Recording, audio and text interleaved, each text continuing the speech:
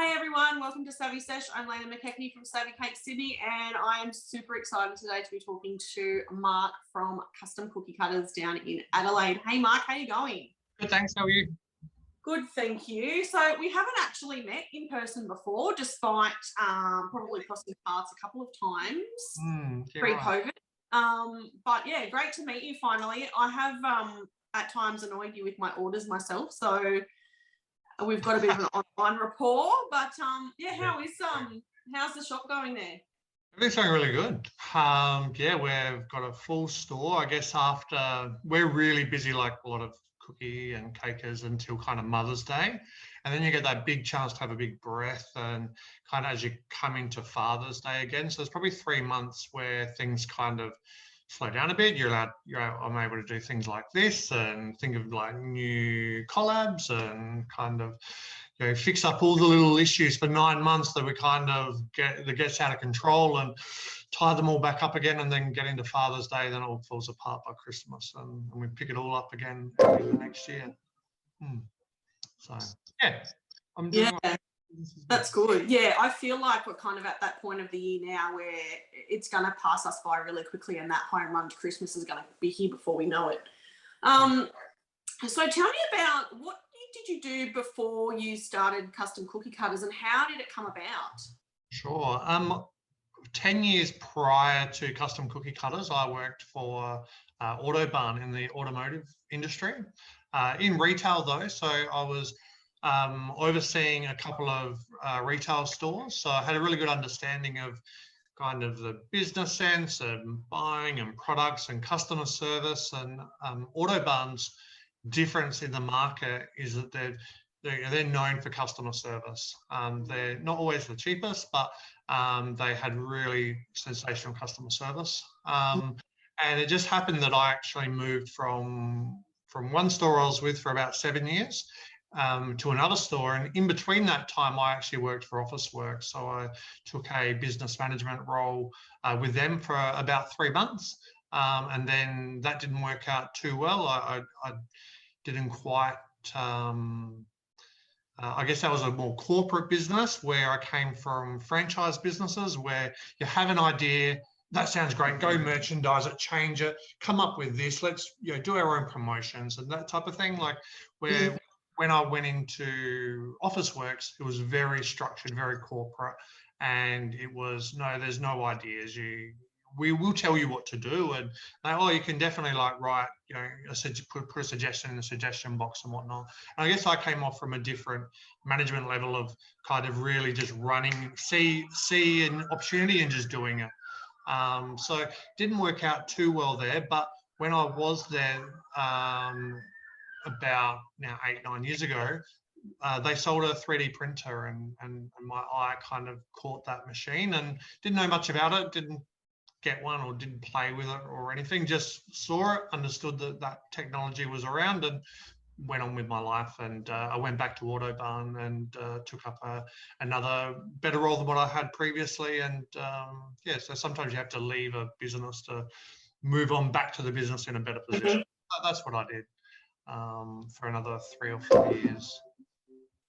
And so what then happened? Obviously that 3D printer kind of must have stuck in your mind somewhere, because now you've got probably hundreds of them.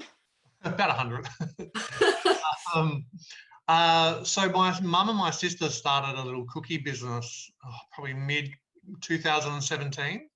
And they just had a little business like a lot of people do now, doing orders kind of in their community, through the schools, through different organisations and works that they were with. And I was talking to them one day and just said, how's your business, and just interested in just general and whatnot. And they said that they were struggling to find their cutters for the orders, and they can kind of find them. You can get them on like Etsy in America and whatnot, but they couldn't get them in time, and they're having to to hand cut aeroplanes and all this different stuff, and to get it not just the shape but then the size, and they were always being compromised. And I basically just said, hey, look, why don't you look at 3D printing them, design them yourself at 3D printing them? They're like, can you do that? And I'm like, I don't know. I could only presume you could, like, I don't know. And yeah, and I kind of left it to them, like, you guys go do that. That's a great idea. I've got my management job. Everything's going really well. And they came back to me about a week later and said, like, that's a really good idea, I reckon, but can you do it for us? Because, like, we're happy to pay you, but we just don't have the time and really, you know, and this and that, you know, didn't know what to do. So yeah, I looked into it, and basically we went on a holiday to Melbourne, and I started thinking about it. And I literally got back from Melbourne, looked on Gumtree, bought my first printer that hadn't been used, about a kilometre away from where I live, and started learning what to do. Yeah, and I had all the ambition in the business, so I had custom cookie cutters set, I had all the website domains and emails, all that set, all done. I knew everything I was doing. I came from a business background, so I knew kind of my processes and steps and what I wanted to kind of achieve. And the last thing I had to understand was, how do I first design a cutter that then had to kind of reach out to bakers to say, hey, what do you guys need in a cutter? And then learn how to do it. And I pulled my hair out. It was, I think after a month or two, I was literally ready just to pack it all in. I'd probably invested $3,000 or something like that with all the different things that I bought. And it was just like, this is too hard. And who's going to want these anyway? And yeah, and it was just really tough. And I was still having to do my normal job, and then coming home and had young children, 4 and 2, I think at the time. And then they'd go to bed, and then I'd, like, from 10 o'clock to 2 in the morning, I'm trying to learn how to do this. And then slowly started picking up orders, and yeah, then I was having to print overnight and wake up in the morning and pack things, and it was just slowly, and kind of that's where it's kind of where it started from, really. I reached out to people on Instagram, and I literally searched hashtag Adelaide cookies, and just who's posting cookies. And this was almost 5 years ago, so it wasn't as easy to find these people, possibly, as it is now. And yeah, I literally like DM them, hey, I've just started a little business, would you like to try some cutters? And I had a lady pick up some cutters from me, free, of course, come to my driveway, and I literally, oh, here you go. And she's like, oh, they don't normally look like this. And it was like, oh, okay, they don't, all right, Amy, they don't look like this. Let's keep going. And yeah, so we just kept on trialing and error. And yeah, I had a friend of mine from Autobarn reach out to me and say, hey, I know someone that does cookies for a business. And how about, like, I arrange her to come and see you? And like, she literally had never met her before. And a couple of days later, knocked on my door, sat down, and we spoke about cookies and baking, which I came from the automotive world, so it was all completely new to me. Like, we spoke for like 2 hours, and she gave me some really good contacts and people to talk to, and it kind of just went from there. Everyone was just so welcoming and kind and interested in what I was doing, and I was kind of not faking it, but I was like, oh my God, I'll just keep working as hard as I can until I got a product that people really want, and I just kept at it. So yeah. And safe to say you're going all right now, I guess. Sorry? It's safe to say you're going all right now? Going all right, yeah. All right, yeah. Things are going well. We're not as busy as we were through COVID. Like, I think the people were going crazy baking, and people were buying a lot of cutters. So there's definitely been a peak, and we've come down a little bit, but it couldn't keep going at the level it was going at. I was at 20 staff at one point, and I think I aged like 2 or 3 times my normal aging in that period. So yeah, I'm really happy with where things are right at the moment. I'm able to breathe, and I enjoy that. Yeah. I think I think that period sort of taught everybody a few lessons. So I think it's good now to be able to put some of those lessons into action down the track. So now with what you are doing, so you've got cookie cutters, you are in production for other cookie cutter designers, obviously, and collaborating with them. What is probably the best part about what you do now at Custom Cookie Cutters? Like, what do you love to do? I'd say this, like working with the staff, where like our team is so diverse. I guess, you know, each of them play such an important role. So I really love that now. I still do a lot of new product concepts and designs, and even work with our collaborators. So they'll come with an idea, and from there together we'll constructively say, you know, figure out the design from one point to the last point. So a lot of our collabs come to me with, I guess, more of a concept than a final design, and then from there we work out this is what it's going to need to do to meet a price point, because I guess everything that we create, I guess, has to come down to a price point. So, you know, we can create something like absolutely amazing and awesome, but it's going to take 4 times as long as a standard product to make. So would people pay 4 times the amount of a product? But it'd be really cool. It kind of is getting that point of where it works. So yeah, and you know, and as you can see, the collabs that we've done, we've found that middle ground that kind of works at a retail sense and wholesale, because we wholesale to like 100 stores. It can't just be what people are prepared to pay at retail, if you know what I mean. Like, we have to be able to make that work for a business at wholesale. So yeah, there's lots to think about, but yeah, it's fun stuff. I enjoy it. And okay, so let's ask the reverse of that now. Is there something that you least enjoy about what you do? I think not being able to do everything.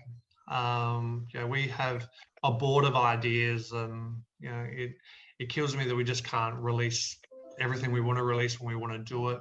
And there's other, you know, I have to travel, or we have other commitments. You know, sometimes an idea comes, it's like, that's a great idea, but you know, we just physically can't get it in. Also, our production, if we release something that's really popular, then our machines need to be used for that. So we kind of have to hold back. And sometimes a great idea is seasonal based, but because we're so busy doing a new Bicky Smalls release, and that's like killing our machines, it's kind of like, well, we're not going to be able to get onto that until this day, then it's too late for that. So let's cross our fingers and hope no one does it prior to next year. And more generally they do, like, you know, trends get seen, and you know, the party supply store brings out, you know, balloons and kind of backdrops for people's like bridal shower parties and weddings and that, and the next thing, you know, kind of, it's not too long before that concept's now being seen in cookie cutters and molds and stuff like that. So yeah, but I got, yeah, hopefully I've made a little bit of sense there, but yeah, I just wish I could do everything that I want to do. Do you think sometimes though some ideas that you have are not ready at the time, like they're not cooked, ready to go out? Is there any sometimes where you'll sit on that and go, okay, no, we can't do it yet, but then maybe when it does come out, it, you know, really pops at the right time? Yeah, I think so. I sat on sound bites for a year, I reckon, before I released it, and then I released it, and it was 90% there, and it was actually needing to do the luster stamping kit that then made it work properly, consistently, and pretty much anyone could get it and have a go at it and get a good result with the luster stamp. Just the camera seeing the shadowing in without it didn't work. So I probably even though I waited so long for soundbite, I probably went a little bit, went a bit early. But yeah, I made up for it pretty quickly with the luster pad. So. Yeah. And do you have a favorite product? Like, do you have a product that you just go, yes, this is awesome, I love it, it's my favorite? Probably the V2 script stamp. So like These days, there's, do I say, everyone's got a signature font and script, and everyone invented it, and everyone was, likes that product, I guess.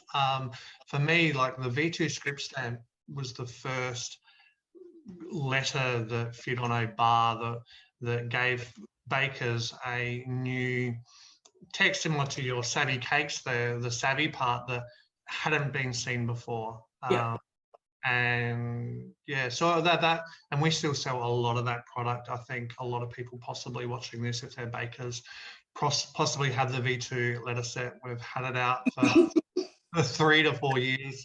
Originally, I'm not sure if people realise, but reason why it's called the V2 script stamp, so it's because the version 1 didn't actually go in a bar. You literally use one letter at a time, and it was little stamps. And then it was like, well, how can we now? People were loving this, but they're taking forever to do orders. How can we improve it? So V2 came out, and that was the first one that slid in the bar, and we designed it for the common letter bar that everyone already owned. That's a really special product, and we've only really released the modern letters in the same way, and we probably should release more. But again, just trying to do everything, and haven't done it. We've got a script, and we've got a nice, neat, modern letter, and there will be more. I've got the typewriter now. About 6 months ago.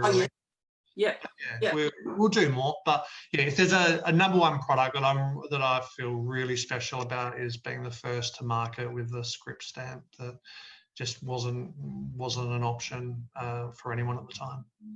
Yeah, absolutely. That was, now that you say that, like a game changer, because that purple bar, literally you could only fit those tiny letters on. Exactly.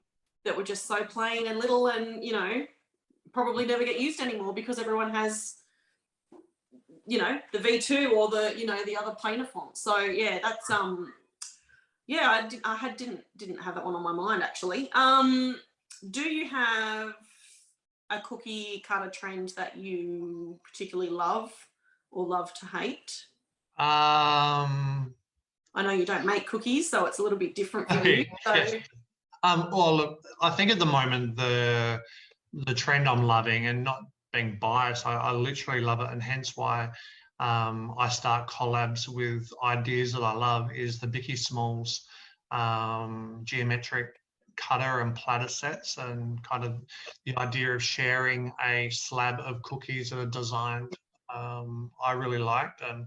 And when I originally spoke to Christy on that, she was getting the cutters to literally make her own cookies. She wanted to sell cookies, and I'm like, oh my God, Christy, this could be this is a product, and we need to investigate this being available, and how we're going to do it.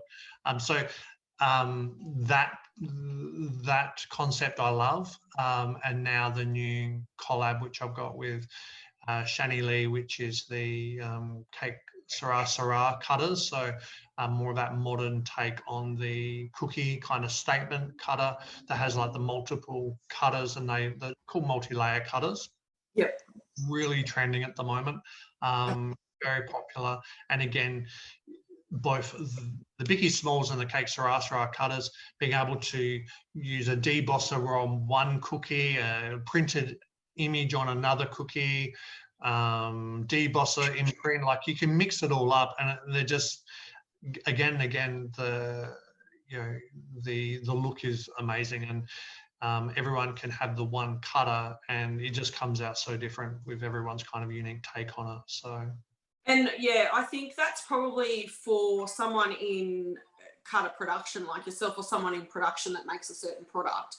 And I think the same would be, say, for Karen Reeves with her stencils, is that you put a product out there, and then you might have one interpretation of it, but what people are doing with it is a completely different thing. Like, that's just, to me, like mind-blowing, right? Like, exactly. Just to get used in so many different ways and so many different versions of that same product used is just, it must just be a thrill for you. That's it. And that's, they're basic products, they're just cutters, but it really kind of allows the the decorator to kind of really put their own spin on it, much more than maybe a cutter and embosser, which is kind of set to that one design. Sure, you can color and there's a little bit you can do, but kind of those blank canvas cutters that kind of are really trendy and allow, yeah, all these different elements to come into one design is my favorite at the moment. Yeah. So what I wanted to talk to you too about is which I love about you, is your theory, I guess, with collaboration over competition. So obviously these, I think they're all ladies that have you produce their designs. Mm-hmm. It could be in competition with you. Do you know what I mean? They could be out there printing their own and in competition, but I love the fact that you are kind of, you know, bringing them all in and producing their stuff for them. Yeah. And I just think it's creating more of a win-win for everybody. Yeah, absolutely. I think, you know, like we pay a really fair royalty, and, you know, and I want them to succeed, you know, as much as like it's not really about us succeeding as such. It's like they kind of have a great product come to me, but you know, I actually want to see their idea get off the ground. I don't want to, you know, Christy comes to me and says, I want a cutter that makes these cookies. Oh yeah, no worries, I'll design it up for you. Here you go. And then 3 months later, custom cookie cutters, here's our new cutter. And like, it's a different design, and do you know what I mean? And it's not how I roll, basically. Yeah. You bring a great product to me that's different to what I'm already doing, and I'm going to think about how I can turn your idea into a product together and kind of build both of us together. And that's, yeah, that's what I do. Little Biscuit came about from, you know, she was a competitor of mine. She was printing her own products, and although a little bit different and in style wise, very different to what I was doing, she was someone that I really looked up to and just appreciated her work, and for her own personal reasons, and she might have said this in a previous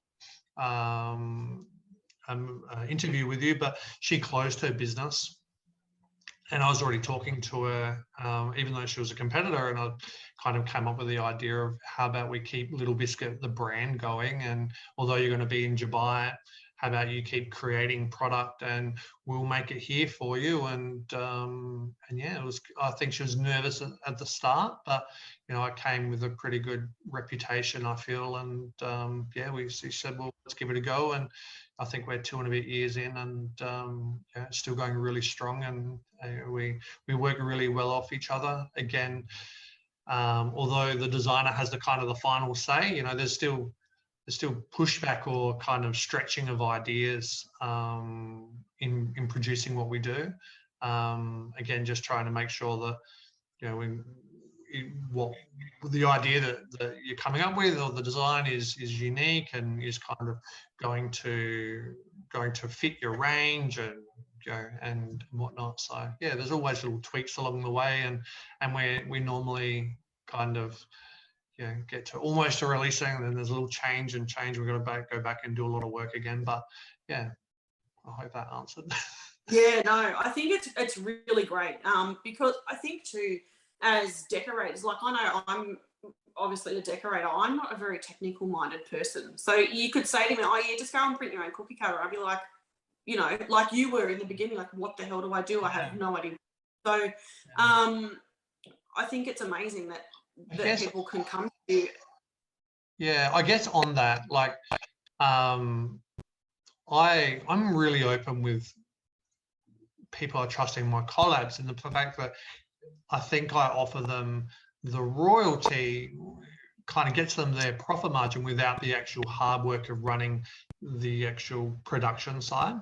The production's really hard. Like, we have near 100 machines, 15 staff, packing, and it's a huge amount you have to do for someone to come in with one product to do, especially some of the other cutter stores that are our competition.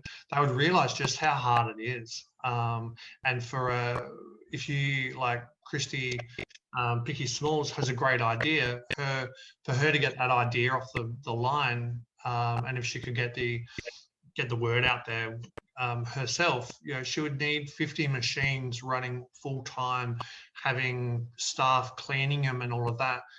So, and then by the time that she pays for all of that and to be done, she'll probably be only left with the royalty anyway. So that makes sense. So absolutely.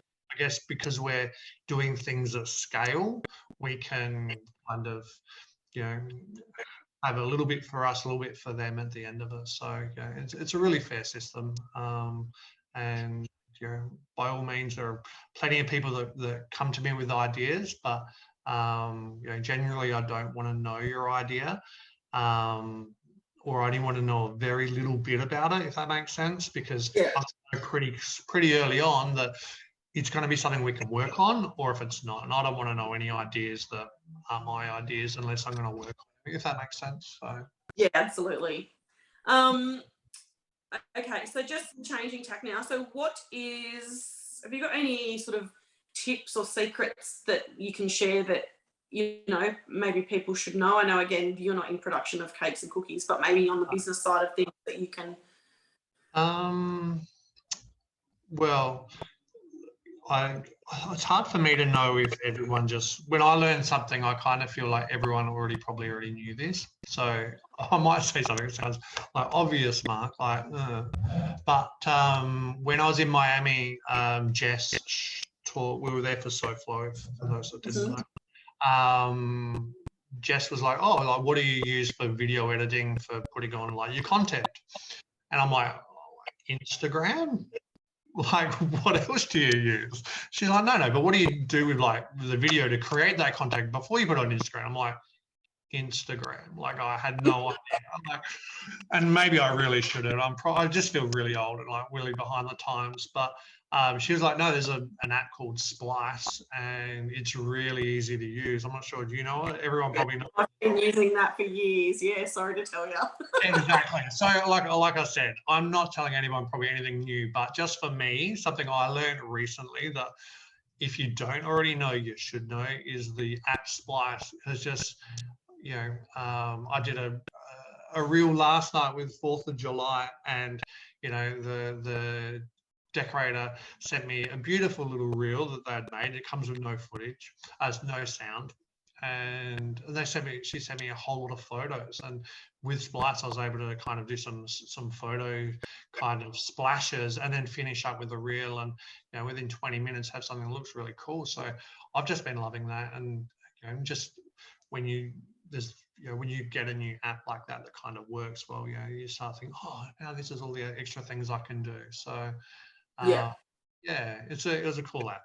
Like I said, it is. I love the transitions that you can create. You're not just flicking one from one pic to the next. You can zoom it in and out and do all sorts of cool stuff with it. So yes, it's very clever. So I guess something that if you're not using it already, you really should be.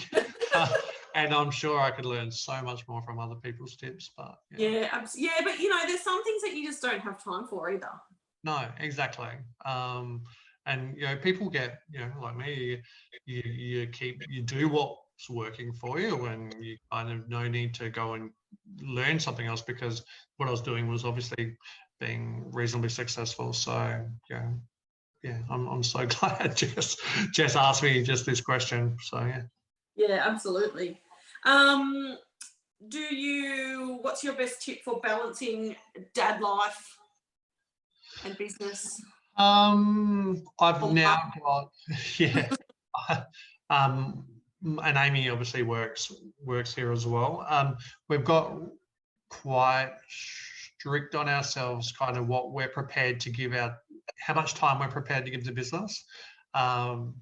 And I guess we're looking at longevity of custom cookie cutters, and not trying to get the business off the ground originally, probably for 3 years. I had massive bags under my eyes. I worked way too hard, and I wouldn't recommend how hard I worked. I'd recommend people take a year longer to maybe get to the same position and not do it so hard. But so now we've got clear. I work no, I work 1 day less a fortnight. I go and play golf with my dad. I still come into work afterwards, but it's about 3 o'clock in the afternoon. So I've now got my own kind of time away from the business. I probably spend still too much time on my phone running my business from the golf course, but it is still a different environment. And then at night we don't work as late as we used to, but I've now got staff that we've got a staff member behind me in the workshop now working tonight. And I've got staff here at 7 in the morning that they're starting. Myself and Amy come in at 9 o'clock after we've dropped the kids off. So for success for us isn't just a dollar figure. It is it's a lifestyle for us. So we know we're doing pretty well when we can have a successful business. We've got a team that's there early in the morning that work late, and we can come in at 9 o'clock and be leaving at 5 o'clock, and know that we can trust our team to look after the place. And that to get to this point has taken almost 5 years of really hard work, and probably in the last 3 to 6 months we've just started to this year get it right. So yeah, wow. It's I don't think people realize just how much work is involved, I guess. Yeah. And like you see all this pretty stuff online, but you don't know. And decorating cakes is the same. You see a beautiful cake and you go, I want to do that. Or you have people say, I want to do that. And they don't realize that, there's all sorts of things that can go wrong and lead up to what that pretty result is at the end. So exactly. And yeah, even now looking in, and possibly if you've never kind of come across custom cookie cutters much, if you're new to the industry, and and you hear you've got a business, then you get to work at 9 and you're 5, and it all sounds pretty easy, but it is. You wouldn't believe the amount of work and the sleepless nights, and get to that point is just people say, especially with children, we've got young children, that you kind of forget those really tough baby years. That the kids kind of, as they get older, you forget just how hard it was when they were a baby. And I probably now I try to have to keep reminding myself how hard this business was in the first 2 or 3 years, because it was super tough. Yeah. But I think worth it absolutely in the long run. Like it sounds like the right way. Do you know what I mean? Absolutely. If anyone has a business that they're doing and they're struggling, and you think you're never going to get over that hump of really tough work and it's never going to get better. If you're making, not every decision has to be right, but if you keep at it and you keep going in at least the right direction, you eventually will get to that tipping point where it starts becoming easier. And that's genuinely when you can start getting other people in to help you, and start giving away, I guess, that profit line. But you're bringing people in so then you can actually sustain that business, because there's no point having a business that's not sustainable. And I think it's really good too to look back at how far you've come, because you do forget. You get to a certain point where you're just doing what you're doing every day, and then someone will remind you about, in my case, that cake you made, and you go, that's right. Yeah. I had a magazine, or you had different things go, a trip to SoFlo or something, and in 3 years' time you'll forget that first trip to SoFlo, because you would have done it, and it will just become kind of whatever it is that you're thinking of will become kind of more the norm. But that first time that you have it happen in your business, you kind of just like, wow, like it's a big moment. So I think it's good to kind of look back and kind of go, I did that. So and probably the other thing which is always on my mind is reminding myself how Custom Cook Cutters got to where it is today because of what I did or what we did as a team to get there, and not kind of getting complacent that success or those orders, they just keep coming because they only got there because we acted a certain way and we did certain things, and not to kind of, drink your own Kool-Aid, so to speak, and just think that it's inevitable that your past results are kind of guaranteed your future results. Yeah, absolutely. I do think that you have probably played, watching from the outside, if I may, as someone who, like, when I started making cookies, you could get the tin cookie cutter outlines. That was it. That was it. If you wanted something with details, you had to cut and stick those things in, or pipe them or paint them on. There was no edible art paint. No. I remember using AmeriColor airbrush paint to paint eyes and stuff, because you couldn't get, like, you could not get it. And one of the first cake, bake and sweets actually in Sydney, I remember seeing a Hello Kitty, and it was just the plastic printed outline of Hello Kitty. It didn't even have the bow.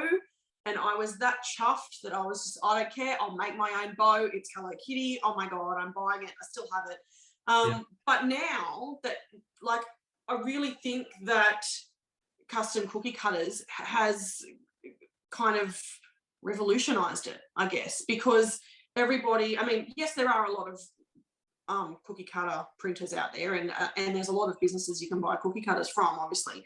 No. But you guys kind of just exploded at this time when it needed to really explode, and you could just get stuff that you could never get before.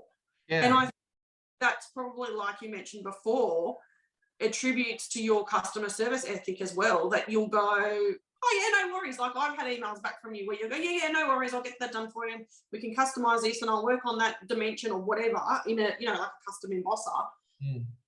And it just makes our lives easy as creators, but it also is going to then put stuff out there on socials that people are going to go, that's what I need. Like, I need, you know. Yeah. So I think it's always pushing, like, it's always, like, I think you guys have really had a hand in that, just pushing that design element of cookies and even cakes as well. Yeah, I guess, you know, not now it's so readily available.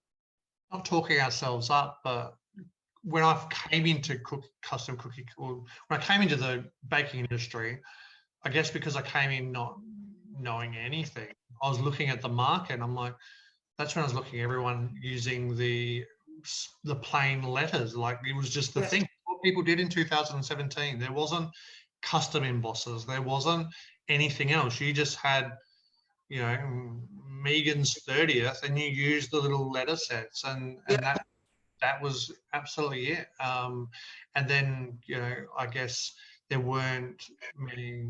If there were a couple, I was on the first cookie cutter business in Australia, but no one had custom. No one was really doing custom that well or fast like we planned to do it. And then no one had scaled into retail.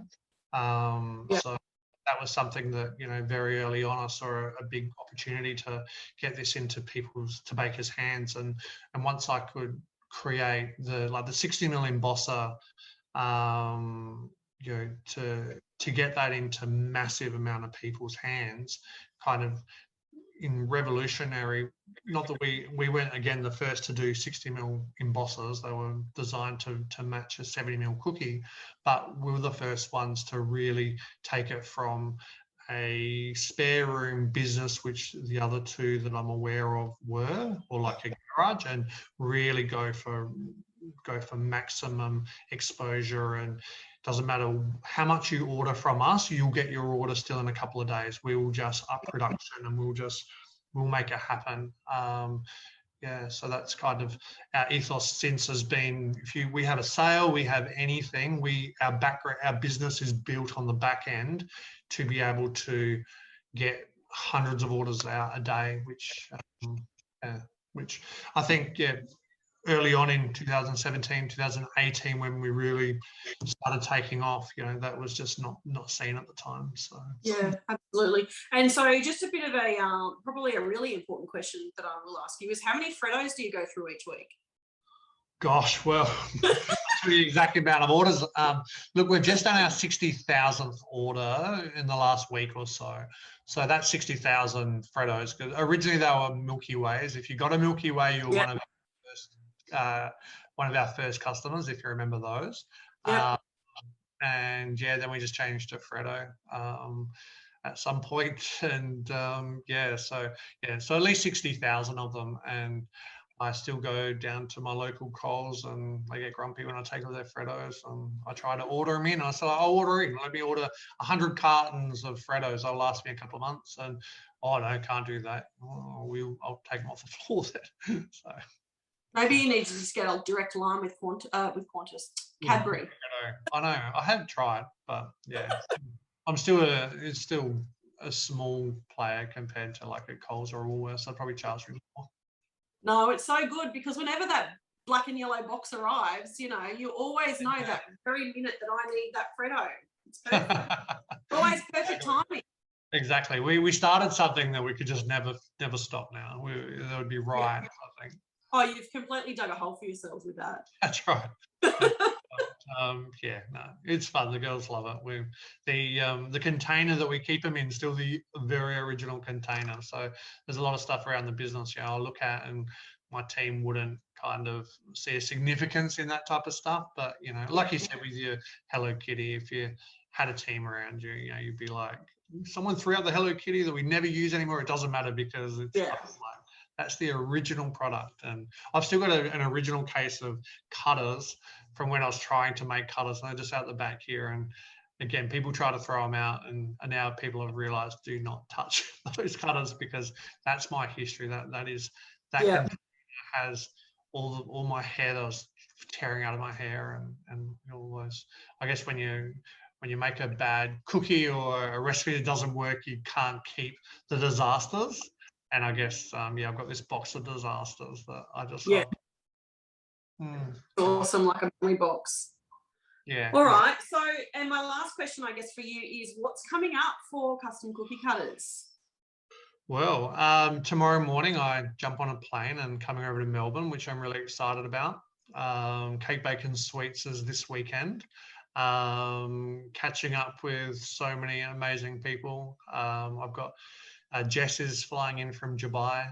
I just was a couple of months ago in Miami, and we had such a good time. She was like, "Yeah, I'll definitely make it to Melbourne," which is great. And it's I work really closely with Bridget from A Sprinkle on Top, and she's Melbourne based, so she's picking me up in the morning, and we're going around visiting my stockists in Melbourne. We've got about 20 or so stockists of custom cookie cutters in Melbourne, which I'm super excited about. And I haven't visited any Melbourne stockists since I ever started. So I'm planning to jump into all of my dream cakes and Miss Biscuit stores, and there's a whole lot of them, and I've never been in them. I'm just so excited. So that's tomorrow. SoFlo early April next year, going back to that again. And we've got some kind of stuff we're working on with collabs coming up to Father's Day and Halloween and teacher and Christmas. There's so much to look forward to. So it sounds amazing. I'm already on a Cake Bacon Sweets, so it's going to be amazing. Yeah, thank you so much for your time. I really appreciate it. So just looking for, actually, I have one more question, if I may. Yeah. Who chose the yellow? I did. It's so easy to spot. It is. I have a little bit of a diploma in business and marketing that I did a few years ago. So I kind of had a bit of understanding of branding and what to create. And I created the logo myself, literally in that first week or two of excitement of get the branding, get this, get that. Don't know how to do what I'm trying to do or sell, but I knew how to do branding and everything. So when the usual just won't cut it was our tagline from the very start. The branding, custom cookie cutters. Custom cookie cutters actually came from my mum and my sister's business. They were Custom Cookies Co, and that's kind of where custom cookie cutters came from. Was kind of pretty easy there.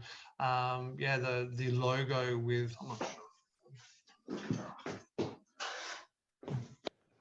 I prepared earlier. The logo with all the shapes, and that was just kind of my thought on what the business would be with, we create custom cutters, so if you want that shape or whatnot, and that's obviously changed to so many more products now. I think if I knew what I was selling today, the logo would probably be nothing like that, but I love that it's kind of, it's very recognizable. And I was using a color palette, a little bit of inside goss, so all the color palette, every one of these are a different color, and I had this vision of the white inside with the round with the color. Originally, custom cookie cutters wasn't even going to be yellow. It was just what I was only doing cutters for a couple of Adelaide bakers. It was never going to be this big brand. But kind of the last color I hadn't used in all these outlines, because yellow didn't look great right next to white in an outline, was yellow. So I'm like, so I've used all these great colors and greens and reds and blacks and browns, and I'm like, well, what do I use for the whole color? And yellow will do. So that's kind of what happened, really. Yeah, it's working. And I tell you what, everyone knows that box when they get it in their, in their letterbox or at their front door, you know where it's from straight away. So exactly. I think, a lot of kids have cottoned on that there's a chocolate. So they look. Yeah, it's so good. So good. Well, thank you so much for your time. I really appreciate chatting to you. And looking forward to whatever products come my way next. I'm sure I just saw Stranger Things embosses on your socials, so I think I'm going to have to just find my way to your website and order. Yeah, those ones by email only. Yeah, righto. I'll keep that in mind. Keep that in mind. Thanks, Mark. I'll talk to you. No worries. No worries. Thank you so much. See ya.